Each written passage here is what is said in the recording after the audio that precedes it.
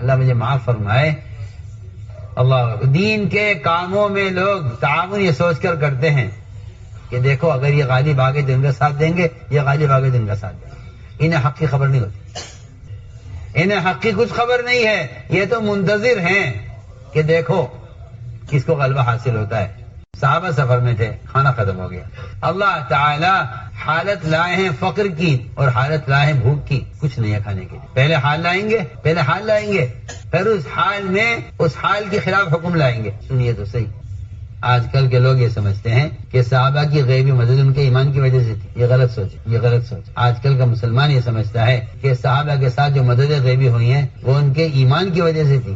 سنو تو میں کیا کہہ رہا ہوں, شیر کے تھپڑ مار دیا, سمندر کے اوپر سے گھوڑے گزار لیے, آگ کو پہاڑ میں داخل کر دیا. اور لوگ سنتے نا واقعات, کہہ رہے کاش ہمارا ایمان بھی ایسا ہوتا, چکی میں سے آٹا نکل رہا, تنور جو ہے چاپوں سے بھرا ہوا. یہ سب واقعات سنتے نا لوگ کہ صحابہ کی مدد اس طرح ان کے ایمان کی وجہ سے.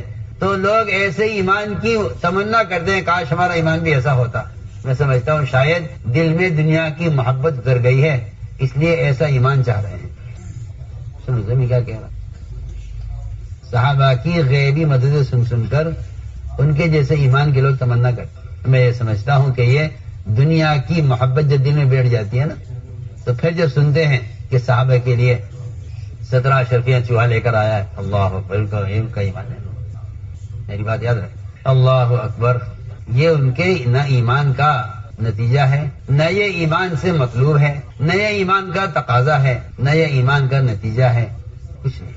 ظاہر کے خلاف مدد کا ہونا, میری بات یاد رکھنا ہمیشہ, ظاہر کے خلاف مدد کا ہونا نہ ایمان سے مقصود ہے, نہ ایمان کا نتیجہ ہے, نہ ایمان کا تقاضا ہے, نہ یہ ایمان کا کمال ہے, کچھ نہیں.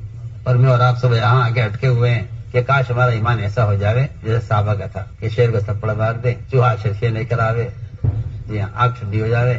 یہ میرے آپ کے ذہن میں بیٹھا ہوا, اور یہی وجہ ہے کہ لوگ یہ سمجھتے ہیں کہ توکل تو اس کے اندر آ گیا جس کو اسباب سے فارغ ہو جائے, اسباب چھوڑ دے, پھر اللہ اس کی مدد کرے, بس اس کا ایمان ہے, اس کا ہے توکل. ہاں لیکن توکل سے کوئی تعلق ہے نا ایمان سے کوئی تعلق. میں سنوں میں کیا کہہ رہا ہوں, میں تو شروع میں کہہ چکا ہوں کہ جنت بھی مقصود نہیں ہے, اور آپ یہ سمجھ رہے کہ دنیا میں ظاہری خلاف مدد جب ہوگی جب ایمان کامل ہو جائے. میں کہتا ہوں نہیں, ایمان کا مدد سے کوئی تعلق نہیں. سنوں میں کیا کہا, جتنی صحابہ کے ساتھ غیبی مددیں ہیں وہ ساری غیبی مددیں حکم پر ظاہر کے خلاف قدم اٹھانے کی وجہ سے. بہت آسان, تم نے ظاہری خلاف قدم اٹھایا, ہم نے ظاہری کے خلاف تمہاری مدد. آپ دیکھیے, آپ پڑھیے, پوری سیرت پڑھ لیجیے, آپ کو ہر جگہ جو کامیابی ملے گی وہ ظاہر کے خلاف قدم اٹھانے پر ملے گی, کہ ہم نے حکم پورا کر دیا, تم احکام پورے کر دو ظاہر کے خلاف, ہم تمہاری حاجت پوری کریں گے ظاہر کے خلاف. یہ ہے معنی. اس لیے ایمان کا کمال یہ نہیں ہے کہ آپ کے ساتھ ظاہر کے خلاف مدد ہو جائے, نہیں.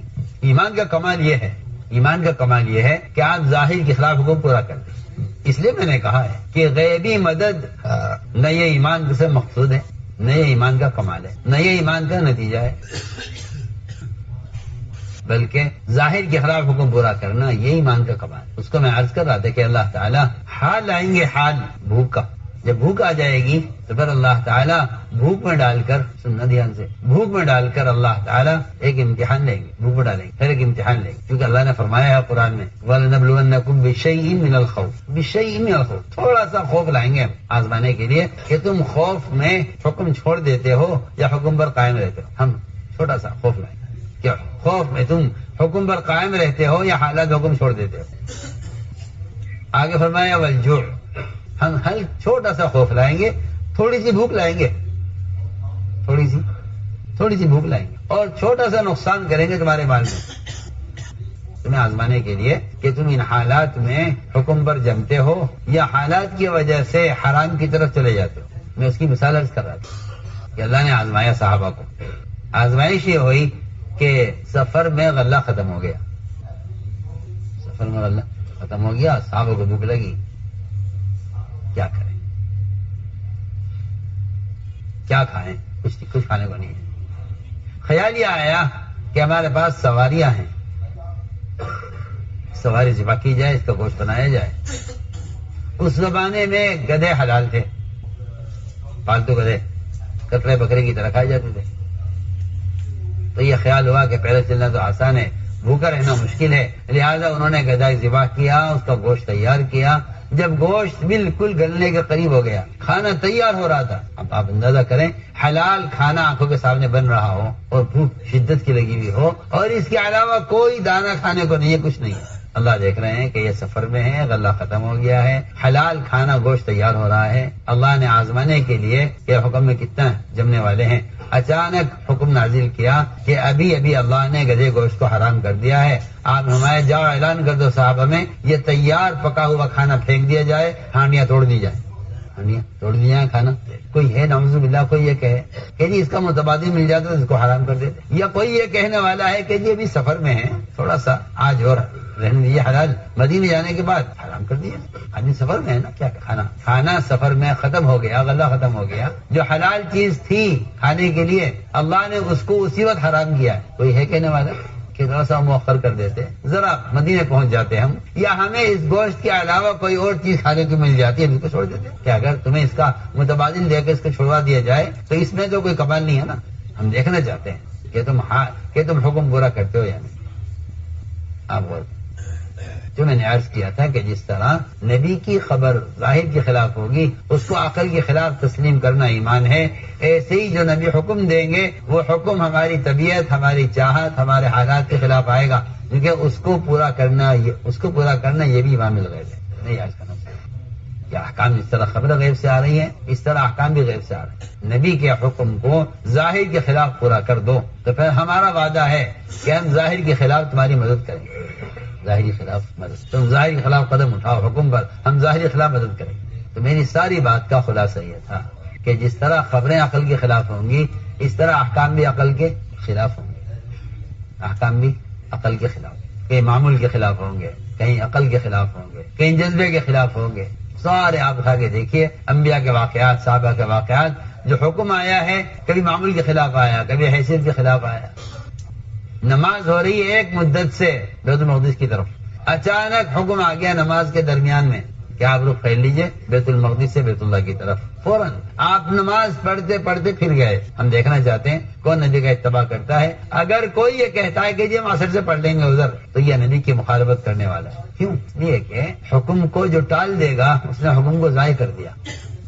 حکم کو ضائع کر، حکم ٹالا نہیں جائے گا، کیونکہ اگر آپ اس پر بعد میں عمل کر لیں تو بعد میں عمل کرنے کو اطاعت نہیں کہتے. جیسے میں نے مثال آپ کو کتنی اچھی مثال دی ہے. اگر صحابہ یہ کہتے کہ جی ابھی تو کھا لو، مدینے جانے کے بعد نہیں کھائیں گے، تو آپ نے حکم ٹال دیا. آپ نے حکم ٹال دیا. اب اس حکم کے بعد میں حکم پورا کرنے پر وہ وعدہ ہی نہیں ہے جو وعدہ پورا کرنے پر تھا. صاحب نے کہا جی ٹھیک ہے حکم ہے، ہم چھوڑ دیتے. اس لیے کہ آپ کو اطاعت پر کا بدلہ جب ملے گا جب آپ اس حکم کو اس وقت پورا کریں جب حالات میں ہو. اگر آپ نے حالات کی وجہ سے حکم کو ضائع کر دیا تو آپ نے حکم نہیں ضائع کر دیا، آپ نے وعدے کو ضائع کر دیا. آپ نے وعدہ ضائع کر، آپ نے وعدہ ضائع کر، آپ نے حکم نہیں ضائع کیا، آپ نے وعدہ ضائع کر دیا. لیکن وعدہ جب ہے، جب آپ حکم کو حال کے امر کو فوراً پورا کریں اس پر وعدہ ہے. آپ صلی اللہ علیہ وسلم نے جب بھی وعدے کیے اپنی امت سے برے حالات میں وعدے کیے. آپ اس پر غور کریں. کوئی وعدہ اچھے حالات میں نہیں ملتا. آپ کوئی غور کیجئے، سارے وعدے برے حالات. منافقین کی چھٹائی اسی لیے ہوئی کہ وعدے کیے گئے ہیں سب برے حالات میں. خندق کے حالات بہت برے تھے، خندق کے حالات بہت برے تھے. دشمن زیادہ، صحابہ کی تعداد کم، ہتھیار کم، بھوک زیادہ، کھانے کے لیے کچھ نہیں، سردی زیادہ، پہننے کے لیے کچھ نہیں. یہ سارے حالات، اور ان حالات میں سب سے بڑی جو پریشانی آ گئی وہ ایک چٹان اڑ گئی بیچ میں. ایک چٹان بیچ میں، جس کی وجہ سے خندق کا کام رک گیا کہ یہ چٹان آ گئی ہے ٹوٹتی نہیں. منافقین نے حالات دیکھے، یعنی کہ حالات دشمن جو ہے وہ غالب آ رہا ہے، ان کے حالات خراب ہو رہے ہیں. کیونکہ منافقین کا کام یہ تھا کہ وہ دور رہ کر حالات دیکھتے کہ دیکھو ان کے ساتھ معاملہ کیا ہوتا ہے. اگر ان کو فتح ہوئی اور مال غنیمت کی امید ہوئی تب تو ہم آگے بڑھیں گے، اور اگر شکست ہے تو پھر ہم پہلے سے پیچھے. اللہ مجھے معاف فرمائے. اللہ دین کے کاموں میں لوگ تعاون یہ سوچ کر کرتے ہیں کہ دیکھو اگر یہ غالب آگے دن کا ساتھ دیں گے، یہ غالب آگے دن کا ساتھ. انہیں حق کی خبر نہیں ہوتی، انہیں حق کی کچھ خبر نہیں ہے. یہ تو منتظر ہیں کہ دیکھو کس کو غلبہ حاصل ہوتا ہے. اور اللہ تعالیٰ کا نظام یہ ہے کہ اللہ تعالیٰ آپ صلی اللہ علیہ وسلم سے وعدے ہمیشہ ان حالات میں کرواتے ہیں جب دیکھتے ہیں کہ حالات خراب ہیں، تاکہ کمزور شک رکھنے والے دلوں میں یہ ایک طرف ہو جائے. آپ سنیے تو صحیح خندق کے حالات اور آپ کا وعدہ. آپ نے فرمایا صحابہ سے کہ آج مجھے اس چٹان کے توڑنے میں کیسر کسرا کے محلات کا فتح ہونا نظر آ گیا. مدائن کے شہر میرے سامنے پیش کیے گئے، سب کی فتح کی خبر آ گئی۔ منافقین نے کہا جن کے پاس کھانے کو نہیں ہے، اللہ انہیں کھانے کو نہیں دیتا، چلیے ان کے لیے فتوحات ہوں گی، چلیے ان کے لیے مدائن فتح ہوں گے، ان کے لیے قیصر کسریٰ کے میدان فتح ہو، انہیں کھانے کو تو ملے کم سے کم۔ میں کیا بتاؤں آپ سے، میں یہ کہنا چاہتا ہوں اس زمانے میں بھی کمزور یقین والے وہ یہی دیکھتے ہیں کہ اگر یہ سارے وعدے ہونے والے ہوتے تو پھر مسلمانوں کے حالات کیوں ہوتے؟ آج بھی یہی بات، آج بھی لوگ اس دھوکے میں ہیں کہ بے دین لوگوں کی دنیا کو دیکھ کر وہ دین کے بارے میں شک میں پڑ جاتے ہیں کہ جب بے دین لوگ اتنے مزے میں ہیں تو پھر یہ دیندار لوگ کیوں پریشان ہیں؟ آج بھی لوگ اس دھوکے میں ہیں، اور اللہ تعالیٰ دیندار لوگوں کے حالات کو تھوڑا سا بگاڑیں گے بے دین لوگوں کے امتحان کے لیے۔ وہ یا تو دین کو یہ کہہ کر اختیار کر لیں گے کہ حکم پورا کرنا ہے، یا دین کو کہہ کر چھوڑ دیں گے کہ بھائی دینداروں کے حالات ہم دیکھ رہے ہیں، حالات ٹھیک نہیں۔ تو میں نے عرض کیا کہ آپ صلی اللہ علیہ وسلم نے جو وعدہ کیا ہے ہمیشہ برے حالات میں کیا۔ منافقین نے کہا سارے وعدے دھوکہ، کچھ نہیں ہوگا، اور صحابہ نے آپ کی بات سن کر تکبیر کہی۔ یہ اس بات کی علامت تھی کہ ہم امتحان لینا چاہتے ہیں۔ آپ دیکھیے کہ سارے وعدے برے حالات میں کیے گئے۔ حدیبیہ میں کتنا دب کر صلح ہو رہی ہے، ہر بات کفار کی مانی جا رہی ہے۔ ہمارا آدمی آئے گا آپ کو واپس کرنا ہوگا، ہمارا آدمی آپ کے پاس آئے گا آپ کو واپس کرنا ہوگا، آپ کا آدمی ہمارے پاس آئے گا ہم واپس نہیں کریں گے۔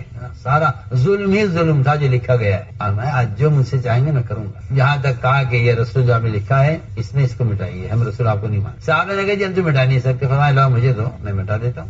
اللہ تعالیٰ نے آپ کو صرف اس وقت اللہ نے آپ کو اتنا علم دیا کہ آپ کو رسول لکھا ہوا نظر آ گیا، ورنہ آپ نہیں جانتے تھے رسول کہاں لکھا ہوا ہے، کیسے لکھا جاتا ہے، آپ کو لکھنا پڑھنا نہیں آتا تھا۔ آپ نے دیکھا رسول لکھا ہوا ہے، اللہ نے آپ کو دکھلایا، آپ نے اپنے ہاتھ سے اس کو مٹا دیا، کاٹ دو اس کو۔ آپ دیکھیے تو صحیح، ابھی وہاں سے آپ ہٹے نہیں کہ اللہ نے فرمایا کہ ہم نے آپ کو خود ہی فتح دیا۔ حدیبیہ میں فتح کی خوشخبری، خندق میں قیصر کسریٰ کے محلات کے فتح ہونے کی خوشخبری، سارے وعدے کتنے ہو رہے ہیں، برے حالات میں ہو رہے ہیں۔ میں نے تو عرض کیا نا کہ سراقہ صاحب نے کب وعدہ کیا اور بکر بن وائل قبیلے سے آپ نے کن حالات میں وعدہ کیا۔ تو میرے بزرگ دوستوں عزیزوں، ساری بات کا خلاصہ یہ ہے کہ جس وقت جو حکم آئے اس کو یقین کے ساتھ اس کو پورا کیا جائے، یقین کے ساتھ اس وقت اس کو پورا کیا جائے۔ اس لیے ہم نے عرض کیا کہ ایمان بالغیب اصل ہے۔ دوسری بات یہ ہے کہ ایمان تو اطاعت کا نام ہے، اس لیے اللہ نے قرآن میں سب سے پہلا فریضہ نماز جو سب سے پہلا عمل ہے اس کو قرآن میں ایمان کہا گیا ہے، قرآن میں اس کو ایمان کہا ہے۔ ایمان اطاعت کو کہتے، فرمایا حدیث میں کہ مومن نکیل پڑے ہوئے اونٹ کی طرح ہے، جہاں چلاؤ گے چلے گا، جہاں بٹھاؤ گے بیٹھ جائے گا۔ مومن نکیل پڑے ہوئے اونٹ کی طرح تابع ہے۔ اب احادیث میں ایمان کی علامتیں غور کریں، احادیث میں ایمان کی علامتیں غور کریں۔ ایمان کی علامت اطاعت ہے، بس ایمان کی علامت اطاعت ہے، ایمان کی علامت اطاعت ہے۔ میں عرض کر چکا ہوں کہ ظاہر کے خلاف بدل ہو جانا نہ یہ ایمان کی علامت ہے، نہ یہ ایمان کا کمال ہے، نہ یہ ایمان کا نتیجہ ہے، نہ یہ ایمان سے مقصود ہے کچھ۔ ایمان کی علامت یہ ہے کہ حکم پورا ہو ظاہر کے خلاف، حکم پورا ہو۔ یہ بات سب کے ذہن میں رہے کہ ایمان چھپنے کی چیز نہیں ہے، ایمان چھپنے کی چیز نہیں ہے۔ جس طرح نفاق نہیں چھپ سکتا، ایمان بھی نہیں چھپ سکتا۔ آج کے لوگوں کو دھوکہ لگا ہے، بھائی ایمان دل کی چیز ہے، کسی کے ظاہر کو مت دیکھو۔ ایمان یہ دھوکہ لگا ہے لوگوں کو، مسلمانوں کو خاص طور پر، کہ ایمان دل کی چیز ہے، کسی کے ظاہر کو مت دیکھو۔ یہ ایک ایسی تھپکی دی ہے شیطان نے مسلمانوں کو، یہ شیطان نے ایسی تھپکی دی ہے مسلمانوں کو اور ایسا مطمئن کیا ہے مسلمانوں کو کہ دیکھو ایمان کے ظاہر سے کوئی تعلق نہیں ہے، ایمان تو دل کی چیز ہے، ایمان دل میں ہوتا ہے۔ آپ کسی کے ظاہر کو مت دیکھیں کہ ان کی شکل کیسی ہے، ان کا لباس کیسا ہے، ان کے طریقے کیسے، ان کی شادیاں کیسی ہیں، یہ مت دیکھو سب، کیونکہ ایمان دل کی چیز۔ سننا میں کیا کہہ رہا ہوں، ایمان دل کی چیز ہے۔ یہ بات ایمان دل میں چھپا ہوا ہے، یہ بات اس کافر کے لیے کہی جا سکتی ہے جو آدھا منٹ پہلے کافر تھا، تلوار دے کر اس نے کلمہ پڑھا ہے۔ یہ بات صرف اس کافر کے لیے، سننے میں کیا، یہ بات صرف اس کافر کے لیے ہے جو آدھا منٹ پہلے، چند سیکنڈ پہلے کافر تھا۔ جیسی تلوار اس کے سر پر آئی حضرت مقداد کی، اس نے کہا اشہد ان لا الہ الا اللہ۔ حضرت مقداد نے کہا کہ یہ ظاہری اسلام ہے، اس کا دل میں نہیں ہے، زبان سے کہہ رہا ہے، اور اپنی جان بچانے کے کلمہ پڑھا ہے، انہوں نے اس کو قتل کر دیا۔ آپ نے فرمایا مقداد تم اس کا دل چیر کر بھی دیکھ لیتے، تمہیں ایمان نظر نہ آتا، یہ اس کے اللہ کے درمیان کا معاملہ تھا، تم نے ظاہر کو کیوں دیکھا، اس کے دل میں ایمان، اس کے دل کا ایمان کی تمہیں کیا خبر۔ سنیے تو صحیح میں کیا کہہ رہا ہوں، جس کافر نے تلوار دے کر کلمہ پڑھا ہے اس کے بارے میں کہا جا سکتا ہے کہ کسی کے ظاہر کو مت دیکھو، ایمان دل کی چیز ہے۔ آپ سوچئے تو صحیح، مسلمان نے اس بات کو لے کر کیا بہانہ بنایا ہے کہ بھئی ہمارا لباس، ہماری شادی، ہماری تجارت، ہماری شکل مت دیکھو، ہم نماز کیسی پڑھتے ہیں، ذکر کیسا کرتے ہیں، تہجد کیسی پڑھتے ہیں، تلاوت رات میں کیسے کرتے ہیں، ہماری تسبیحات، ہمارے معمولات آپ کو معلوم نہیں ہمارا اللہ کا معاملہ کیسا ہے اندر اندر۔ میں کہتا ہوں اللہ کی قسم کھا کر کہ جو آدمی متبع سنت نہیں ہے اس کے ایمان میں فرق ہے، پکی بات۔ جو آدمی ظاہر کے اعتبار سے متبع سنت نہیں ہے اس کے ایمان میں فرق ہے۔ وہ اس چکر میں نہ رہے کہ ایمان دل کی چیز ہے، صاف اس کے دل میں ایمان ہوگا، اس کا ایمان اس کے جسم سے ظاہر ہو کر رہے گا، اس کا ایمان اس کے جسم سے ظاہر ہو کر، پکی بات۔ قرآن حدیث بھرے ہوئے ہیں اس سے۔ اور یہ کہنا ہاں وہ الگ بات ہے کہ جی وہ کمال ایمان ہے، یہ بھی ایک شیطان کا دھوکہ ہے کہ بھئی دیکھو یہ تو کمال ایمان ہے اور باقی رہا ایمان تھوڑا بہت وہ پچھل جائے گا۔ تو یہ علماء نے لکھا ہے کہ جو آدمی یہ کہتا ہے کہ جی کامل ایمان الگ ہے، ناقص ایمان، تو یہ آدمی ناقص ایمان سے راضی ہو گیا، یہ ناقص ایمان سے۔ آپ یہ مت کہیے کہ ایمان کے درجے ہیں، آپ یہ مت کہیے کہ ایمان کے، آپ یہ مت کہیے۔ سب سے بنیادی غلطی یہ ہے اس زمانے کے مسلمانوں کی کہ انہوں نے ایمان کے درجے بنا لیے۔ یہ تو بھئی اللہ والوں کا ایمان ہے، جو بیچارے بڑے بڑے اقطاب، ابدال، قطب، جی ہاں لوگوں نے نام رکھے ہوئے نا، لوگوں نے نام رکھے ہوئے، یہ کون ہے کہ یہ تو قطب ہیں اور یہ کون ہے کہ یہ ابدال ہیں، سن رہے نہیں یہ کیا کہہ رہا۔ حضرت تھانوی رحمۃ اللہ علیہ کے یہاں ایک صاحب آئے، آ کر کہنے لگے جی میں نے خواب میں دیکھا ہے کہ میں ابدال ہو گیا۔ یہ کیا بن گیا؟ حضرت تھانوی سے کہا ایک صاحب نے آ کر کہ میں نے خواب میں دیکھا ہے کہ میں ابدال بن گیا۔ حضرت تھانوی بھائی ہم دعا کرتے ہیں اللہ تعالیٰ آپ کے حالات ٹھیک کرے، اللہ کرے آپ دوبارہ گوشت پر آ جائیں۔ کیا کہنے گے ہاں پہلے گوشت ملتا تھا کھانے کو، اب دال پہ آ گئے۔ ہاں بالکل ہے، پہلے کھانے کو گوشت ملتا تھا، اب حالات خراب ہو گئے، اب کس پہ آ گئے؟ اب دال پہ آ گئے۔ اب اس طرح اصلاح کرتے تھے۔ ہم دعا کرتے ہیں اللہ تعالیٰ آپ کے حالات ٹھیک کریں، آپ دوبارہ گوشت کھانے لگے۔ کہنے گے جی کیا بات ہے، نہیں پہلے گوشت کھاتے تھے اب دال پہ آ گئے۔ یہ فرمائے لوگ یہ سمجھتے ہیں کہ اگر کوئی کرامت ظاہر ہو جائے ہمارے سے تب تو ہم ولی ہیں، اور جس ولی کی کرامت ظاہر نہ ہو ولی نہیں ہے۔ میں تو شروع میں کہہ چکا ہوں کہ ظاہر کے خلاف ہونا یہ ایمان کا نہ تقاضا ہے، نہ ایمان کی علامت ہے، نہ ایمان کا نتیجہ ہے، نہ ایمان کا مقصد ہے، کچھ نہیں۔ اگر کسی آدمی سے پوری زندگی کوئی کرامت ظاہر نہ ہو اور وہ سنت کا متبع ہو تو ولی کامل ہے، اور اگر کوئی شخص سنت کا اتباع نہیں کرتا اور اس سے کوئی کرامت ظاہر ہو جائے تو وہ جادوگر ہے۔ کیا ہے؟ کیونکہ خرق عادت ساحر کے لیے بھی ہوتا ہے اور خرق عادت ولی کے لیے بھی ہوتا ہے۔ ولی کے ساتھ بھی ظاہر کے خلاف ہوتا ہے اور جادوگر کے ساتھ بھی ظاہر کے خلاف ہوتا ہے۔ ظاہر کے خلاف ہونا تو ولایت نہیں ہے نا۔